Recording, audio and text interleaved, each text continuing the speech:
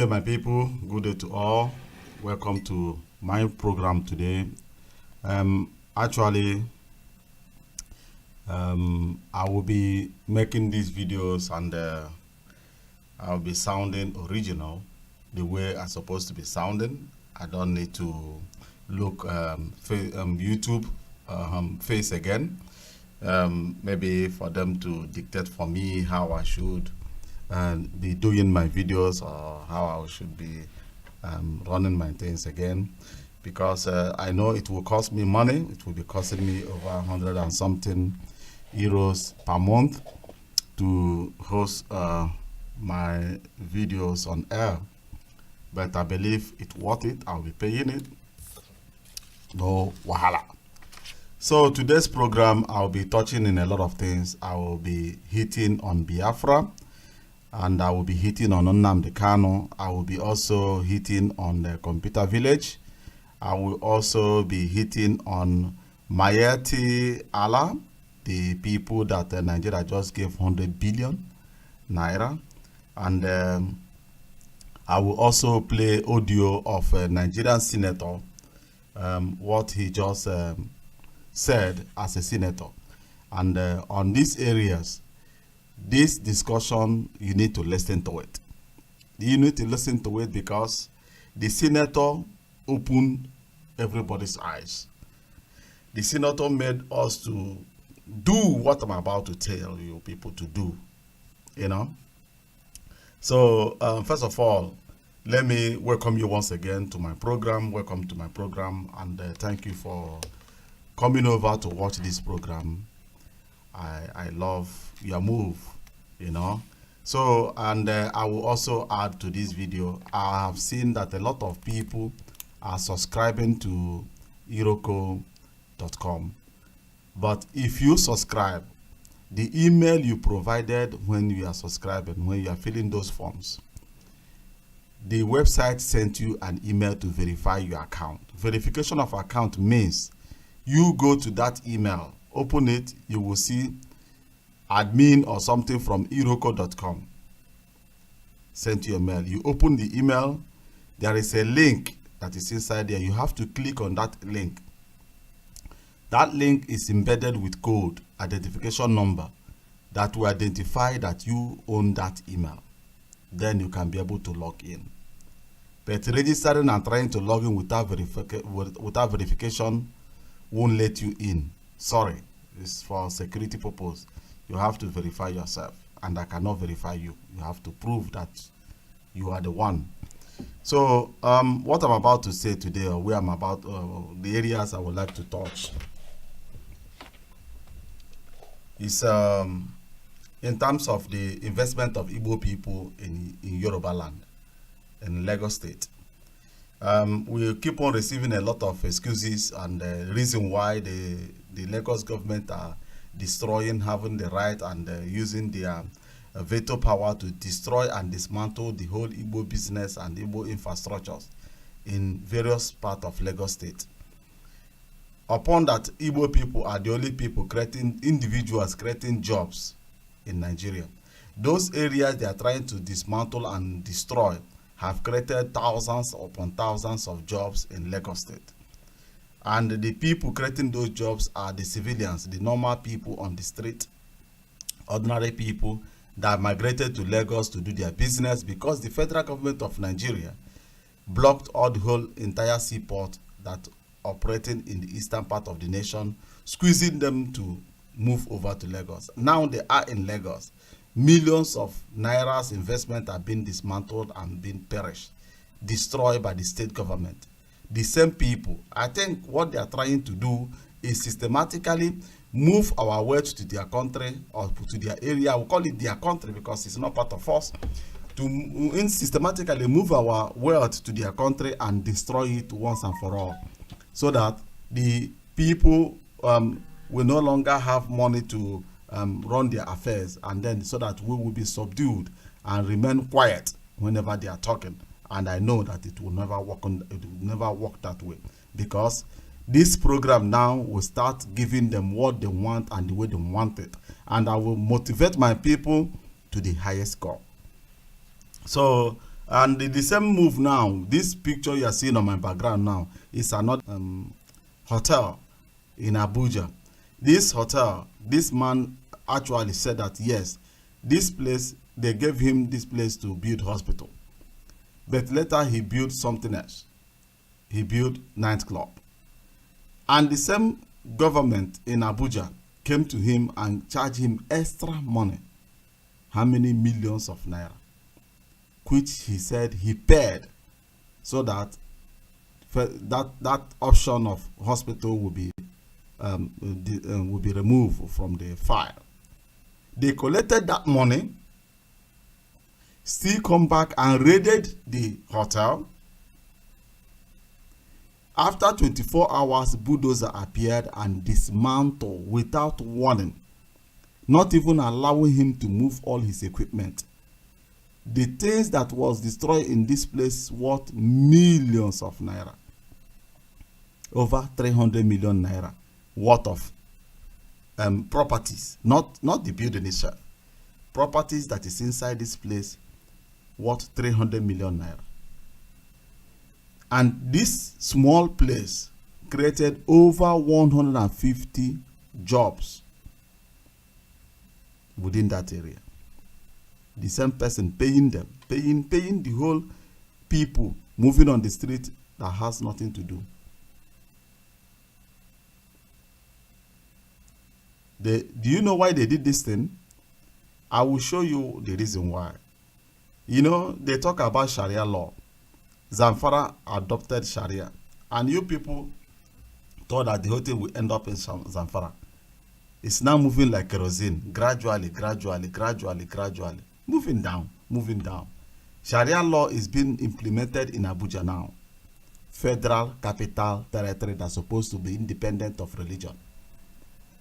Is now adopting Sharia law. Anything pertaining prostitution, hotel, lodge, everything where people go and have their fun, where men, let me use the word, where men and women do come together to do romance or do whatever, because they have created their police, their spies that are moving around, identifying areas, and now these people are working with legal document and whatever, using government to cover it up with all sorts of stories and destroying all those things. Yes, it's happening. Streets of Kano. I will also play the audio so that you will hear from the horse's mouth. The man himself will talk to you people. And I will also play the audio of the Sharia police running around Abuja doing their things. You will also hear their voice. Yes. And these people are being powered with the taxpayers' money. Not that they are powering themselves. As Nnamdi Kanu is asking all Biafrans to contribute money to move the affairs of Biafra forward. No. These people are using taxpayers' money to power themselves. You heard me right. You know? Looking for evidence of un-Islamic behavior, homosexuality, Western haircuts, revealing clothing, or even romancing. We have a report from the French press agency. The start of an enforcers. As protectors of Islamic Sharia law in northern Nigeria, it's their job to gather evidence of un-Islamic behavior and respond. You can see people shaking, romancing on the road. You understand? A tip-off is received that there might be a prostitute in the area, and the chase is on.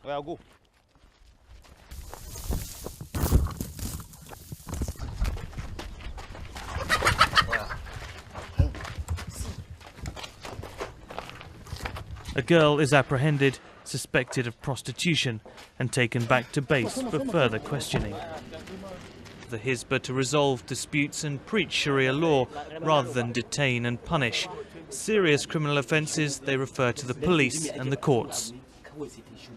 Because we have recently discovered that there is a lesbian group, Kano lesbian group in our internet, which is very unfortunate situation.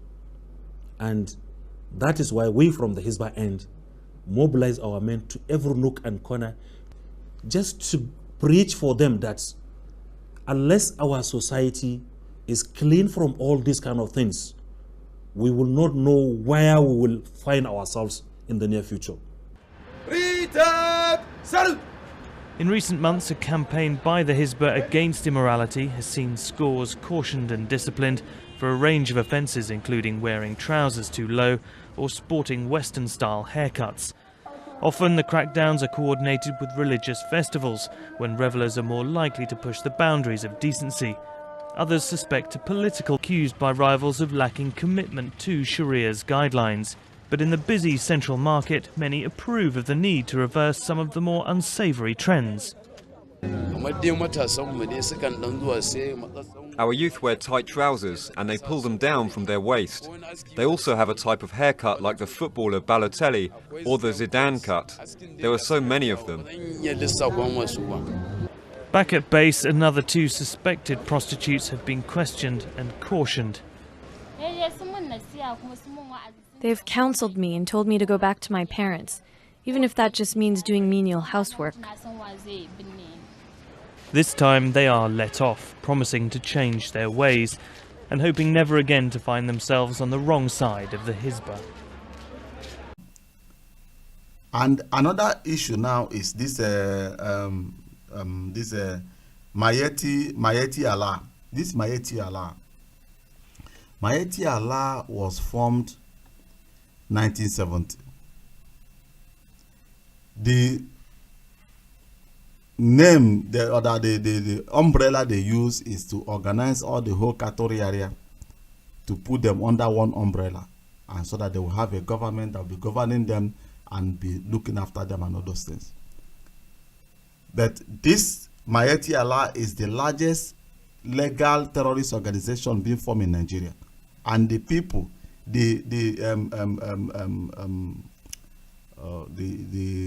people organizing and sponsoring this organization. One of the leaders of this organization today is Muhammadu Buhari, the Emir of Sokoto. A lot of emirs, even though Atiku Abubakar is also a member of Mayeti Allah. All of them that has cattle are members of this organization. That is one of the largest legal terrorist organization operating in physical eyes. Your people knows about it. Your politicians knows about it. What are they doing? Have they ever mentioned this thing? Even though Good Dog Jonathan visited the head office, knowing what they are capable of. Everybody is afraid. Afraid of what? But they keep us pressing us down, pushing us down, because they know that we are the only people that will challenge the power, the authority of these motherfuckers. That is why they move all the whole military equipment, all the whole soldiers, all the whole Nigerian forces down to eastern part of the nation.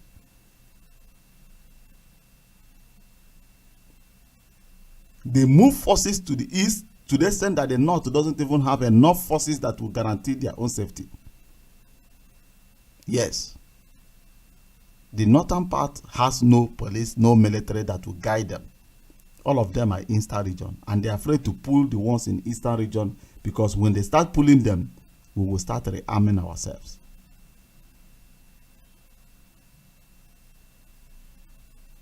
We are not welcome in that union. Nobody wants us, nobody loves us, nobody wants to see us. They only want to see that our money entering into their own wallet, because they don't want to work, they don't want to hustle, they don't want to do anything. They see the people who has that zeal and the power to do it, they only keep them around. Just if you make 10 naira, they share it and take 7 naira, you can hold 3 naira.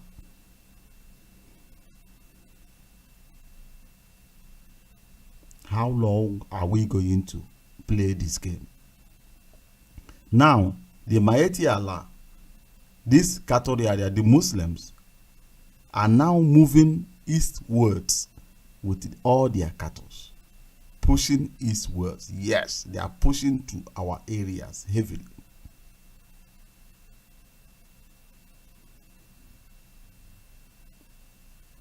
They are pushing in with AK-47, with bazooka, with a lot of equipment, with a lot of weapons. Military are there, police is in Eastern region, Navy is there, custom is there, everything. The new forces that are coming now to suppress our people is the Maeti Allah, the Katori areas. That is why I will touch on Biafra and I will touch on Nnamdi Kanu. I will touch on Masab, because two of them are the largest group organizing and promoting the secession of the Igbo land. So now, first of all, let's listen to, we will listen to the senator, what he has to say. Nearly 2 months ago, the governor signed into law the anti-open grazing bill in Benue State. In December of last year in Abuja, when he was answering questions from journalists, he did say that the bill or the law will help bring peace to Benue State.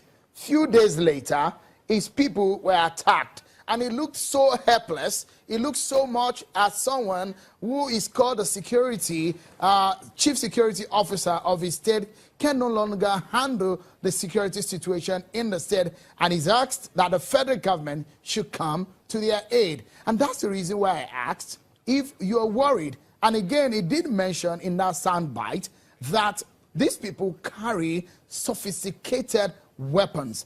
On this platform on Friday, one of our guests did refer to the herdsmen, or these ones called the herdsmen who are attacking these villages, call them terrorists. That's the reason why I'm asking you if you're worried. And the question will be, as a senator, in this kind of situation, is this a state of emergency on the hands of the APC government? Again, I lost you toward the end, but I had sufficient of what you did say. Of course, I'm worried. But it's not just a lawmaker who should be worried. All Nigerians should be worried. But hear what you just said, that a governor elected by his own people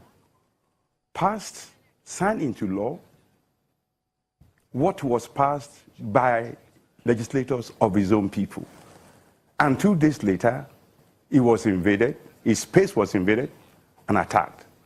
Of course, this brings to question or to mind some of what some of us have said for a long, long time, that there will never be security again in Nigeria until we have the courage to say there must be state police force. Any state that does not want a state police is free not to want. But any governor who is the chief security officer of his state must have the wherewithal to enforce security in his state.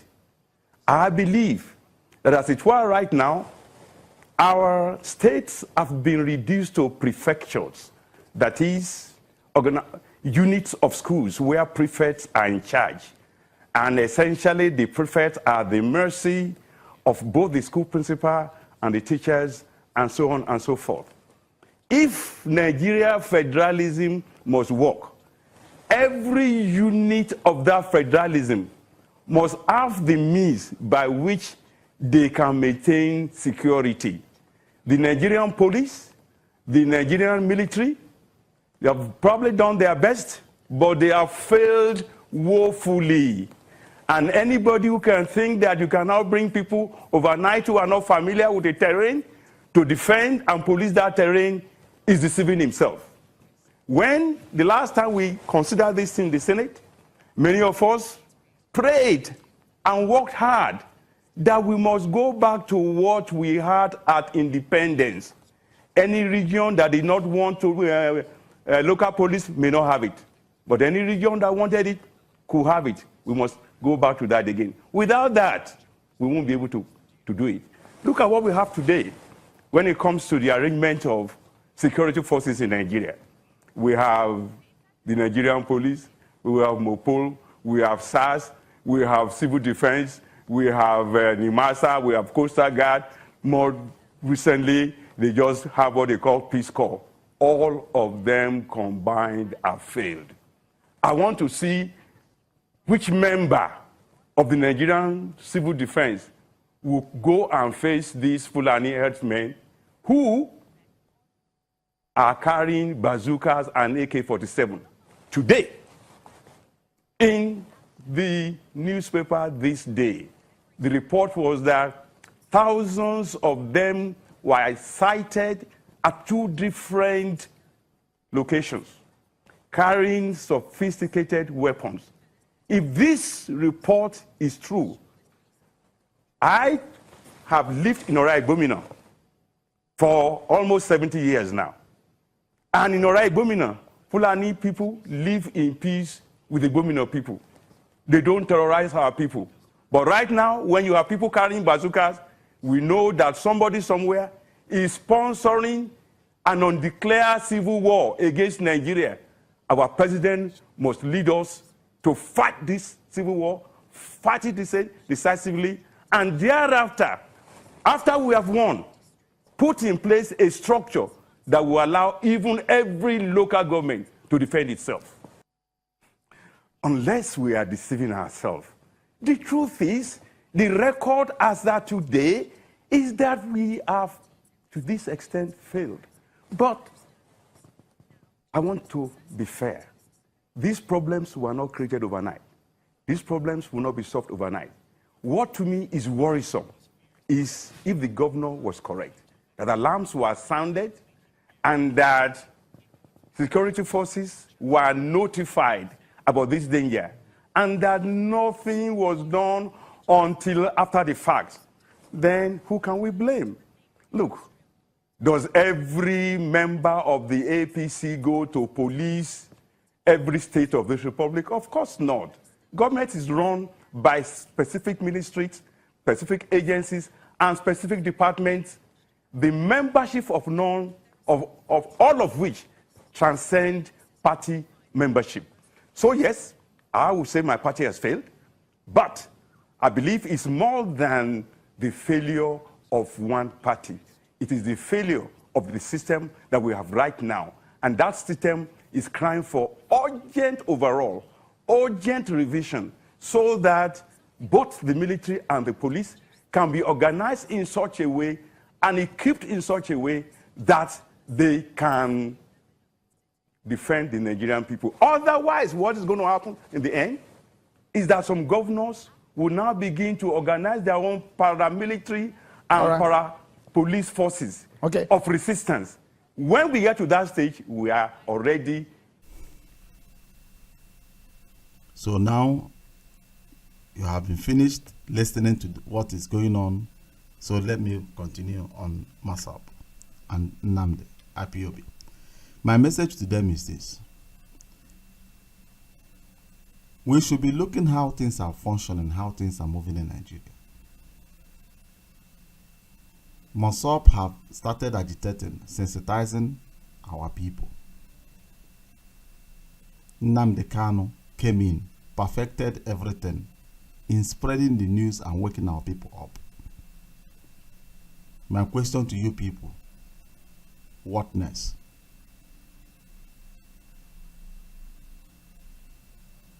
What next? Wazirike, what are you waiting for? How long are you going to eat with the Northerners? And the followers of Wazirike MASAP, what do you want? What is your dream? Do you want to be free or do you want to be eaten from hand to mouth? Also to IPOB, Nnamdi Kanu, IPOB, you have sensitized the entire Igbo land, home and abroad. You have formed the largest group worldwide. IPOB worldwide is the largest agitation group ever created. You have broken that Guinness Book of Record. Nnamdi and IPOB, what next? You know quite well Nigeria will not give you Biafra. You know quite well, United Nations will not give you Biafra. And you know very well that nobody else outside Nigeria will give you Biafra. It is you, yourself, that need Biafra, will give yourself what you want.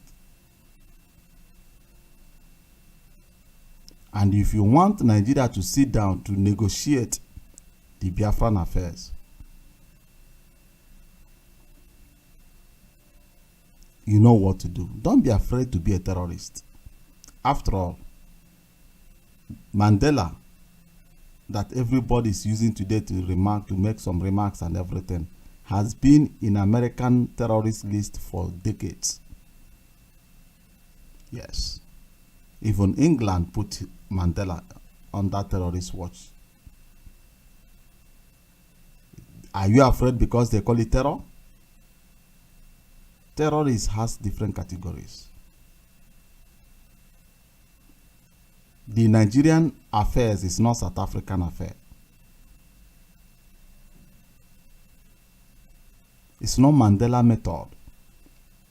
Nigeria never listened. You have to start looking for black market. Leave that court you are going to fight Nigeria. You can never win that case inside Nigeria. That money you are wasting to fight, to pay for lawyers and do blah blah blah blah blah. That one is my mind. Look for a way to start bringing arms. Bring in arms and start arming your so-called security forces that you trained. And the ones that went training in the rivers should start training others. Make sure that they are well armed to push back this cattle area, to push out this cattle area in our territories. If you start doing this, give me 1 week. I give you 1 week. Federal government of Nigeria will remove your name from terrorist list, and they will sit down with you to discuss way forward. I mean, with immediate effect. Don't be good boy. Become a bad boy to get what you want. And this message is going to Mossad and IPOB. If you watch this video, look into it, reason what I'm telling you. If you fail to do this thing, your village will full with Nama, cattle, Nama, in your father's farm. And if your mother talk rubbish, they will give her dirty slap if they don't rape her and impregnate the old woman. Yes. You have to take the hard way and the only way. Heaven should wait now. Let us finish this battle. Because what cattle rider is doing inside Nigeria is undeclared war. Let's fight it. And history will never forget us. Thank you. Invite others to iroko.com, subscribe, and you will be watching videos like this. The game is just starting. Bye. Peace. Remain blessed.